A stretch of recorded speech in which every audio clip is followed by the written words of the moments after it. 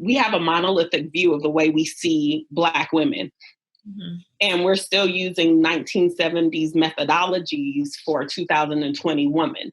So in the 1970s, when Prop 209 was instated, and most folks were coming from segregated communities, and most folks were coming from all Black this and all Black that, you were talking about how do you, network? How do you get around? How do you do this? How do you do that? And we're still using that methodology for first generation African students who are coming, whose parents are immigrants here, but they are seen as Black in their communities, but Nigerian or Kenyan or Ugandan when they get home. And so they're having to contend with this duality of their personality and of their identity based on where they live currently, but the culture that their families know to be true. So students who come from these multiracial backgrounds, who might not be raised in a home with their Black families, or might not even know their Black families, and are feeling like, I want to understand my identity as a Black woman or as a multiracial woman because I haven't had that experience. Or women, Black women, African-American women who aren't first generation college students,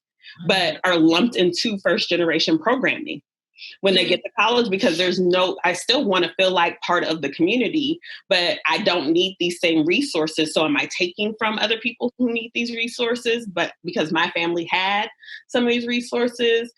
So there's a lot of layers, right? And I don't want to say intersectionality, because intersectionality is really the dual oppression, right? When Kimberly Crenshaw talks about intersectionality, it's not like I'm a Black woman and that's the intersection. It's that I am oppressed as a woman, and I'm oppressed as a Black person. So the intersectionality of my oppression is what I'm really experiencing and going through. And so that's what Kimberly Crenshaw is talking about. But what I'm talking about are the layers by which these students are coming into college, having to contend with their identity, and then having to contend with how people are seeing them around, them in the college setting, and when they go home, because now I have a different identity that is bucking up against what you raised me to be.